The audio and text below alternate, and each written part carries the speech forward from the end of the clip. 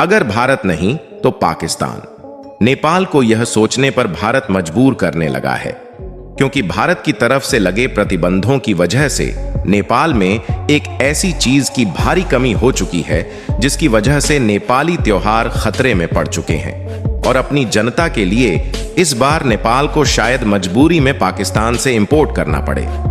मैं इन खबर पर आगे बढ़ने से पहले आपको यह भी बता दें कि नेपाल ने भारत की तरह ही चाइनीज ऐप टिकटॉक को अपने यहां पर बैन कर दिया है और चीन को मिला नेपाल से अब तक का ये काफी बड़ा झटका है।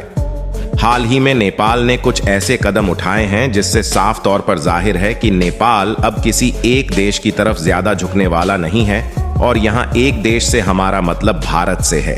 भारत ने एक्सक्लूसिव का एक्सपोर्ट नेपाल को बंद किया तो नेपाल ने चीन से इसका इंपोर्ट शुरू कर दिया। पूरी डेवलपमेंट क्या है इस वीडियो में समझते हैं, क्योंकि भारत लगातार अपनी मैन्युफैक्चरिंग इंडस्ट्री में ग्रोथ कर रहा है। इसके लिए इस वीडियो को एक लाइक जरूर करें। साथ ही इसी तरह और भी नॉलेजेबल वीडियो पाने के लिए चैनल को सब्सक्राइब जरूर करें। भारत से फर्टिलाइजर्स लेने वाले नेपाल ने अब चीन से इसे मंगवाना शुरू कर दिया है। और तो और अब भारतीय बसेस को चीनी बसेस रिप्लेस करने लगी है। लेकिन अब इस लिस्ट में एक और आइटम शामिल हो चुका है और इस बार चीन नहीं बल्कि नेपाल पाकिस्तान से इसकी सप्लाई चाहता है। यह आइटम है चीनी, जिसके एक्सपोर्ट पर भारत प्रतिबंध लगा चुका है। लेकिन त्योहारों के सीजन में नेपाल को चीनी के सप्लाई की काफी बड़ी जरूरत आ पड़ी है। नेपाल ने साफ तौर पर भारतीय सरकार को चेतावनी दे दी है कि अगर चीनी की सप्लाई भारत नहीं करेगा तो कम कीमतों पर नेपाल पाकिस्तान से चीनी को खरीदने के लिए तैयार है।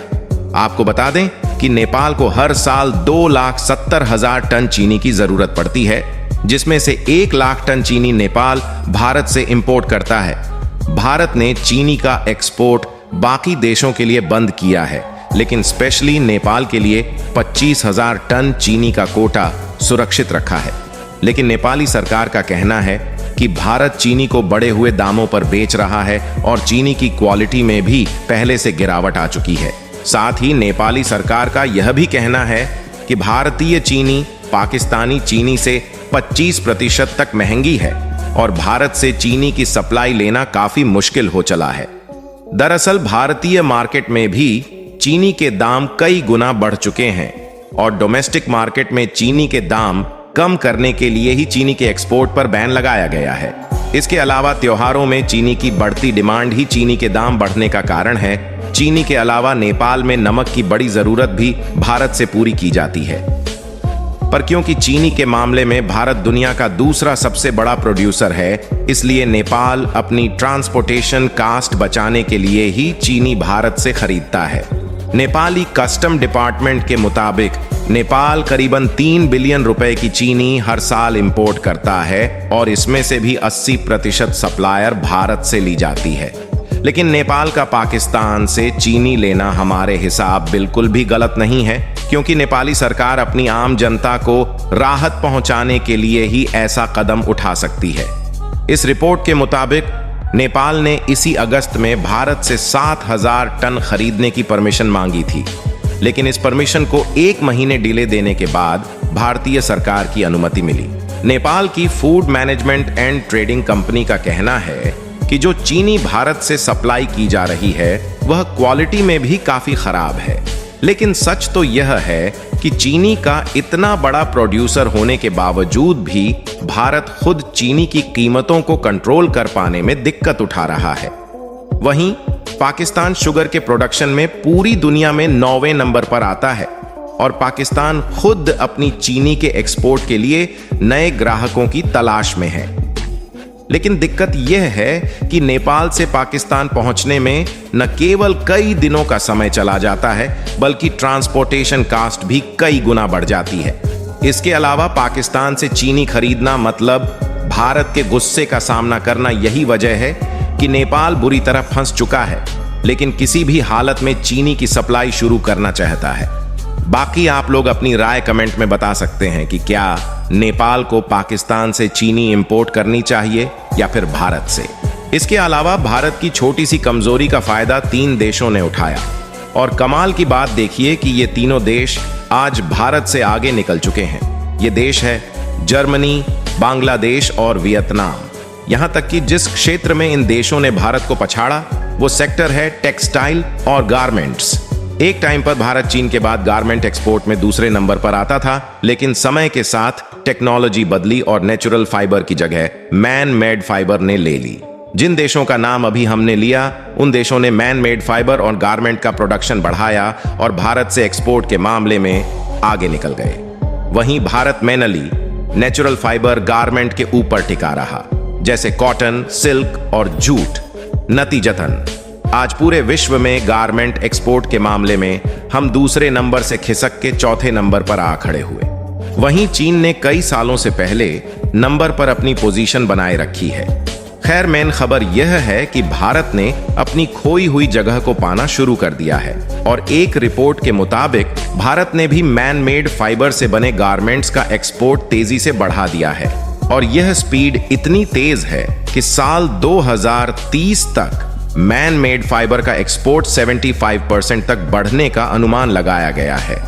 अब ध्यान से सुनिए, पूरी दुनिया में भारत में निर्मित फाइबर यानी कि MMF के प्रोडक्शन में दूसरे नंबर पर आता है, लेकिन इसका एक्सपोर्ट भारत से काफी कम होता है और पूरे विश्व के बाजार में भारत का शेयर केवल 5% है। इसका मतलब यह है कि जितना MMF भारत में प्रोड्यूस होता है उसका मेजर हिस्सा भारतीय मार्केट में कंज्यूम हो जाता है।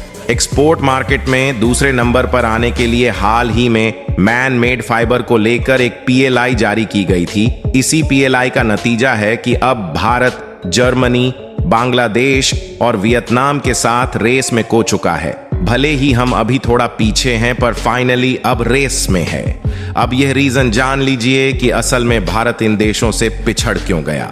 दरअसल ग्लोबल गारमेंट मार्केट में मैन मेड फाइबर का शेयर 72% है, जिसका प्रोडक्शन खुद भारत में कम था, लेकिन वहीं पर नेचुरल फाइबर का मार्केट केवल 28% तक ही सिमट कर रह गया और नेचुरल फाइबर का प्रोडक्शन भारत में बाकी देशों के मुकाबले काफी ज्यादा है। लेकिन ग्लोबल डिमांड कम होने की वजह से भारत को नेचुरल फाइबर का बड़ा प्रोड्यूसर होने का कोई फायदा नहीं मिला। भारत ने बनाई मैन मेड फाइबर ज्यादातर अब US, UK, तुर्की और ब्राजील जैसे देशों को एक्सपोर्ट होता है, लेकिन भारत अब नए मार्केट की तलाश में है और स्पेशली ऐसे देश जहां बताए गए तीनों देशों का मार्केट काफी बड़ा है। फिलहाल भारत से $6.5 बिलियन का मैन मेड फाइबर एक्सपोर्ट किया जाता है, लेकिन 2030 तक इससे बढ़कर $11.5 बिलियन तक पहुंचने का अनुमान लगाया गया है, जो ऑलमोस्ट डबल है। दोस्तों, आपको क्या लगता है कि ग्लोबल एक्सपोर्ट के मामले में मैन मेड गारमेंट से अपनी जगह को वापस पा सकेगा या नहीं? अपनी राय कमेंट में जरूर बताएं। इस वीडियो को यहीं पर खत्म करते हैं। इस वीडियो को एक लाइक जरूर करें और अपने दोस्तों तक इस वीडियो को शेयर करें ताकि उन्हें भी जानकारी मिल सके। इसी तरह और भी नॉलेजेबल वीडियो देखने के लिए अपने भरोसेमंद चैनल को सब्सक्राइब करके बेल नोटिफिकेशन को ऑल पर जरूर रखें। वीडियो को अंत तक देखने के लिए धन्यवाद।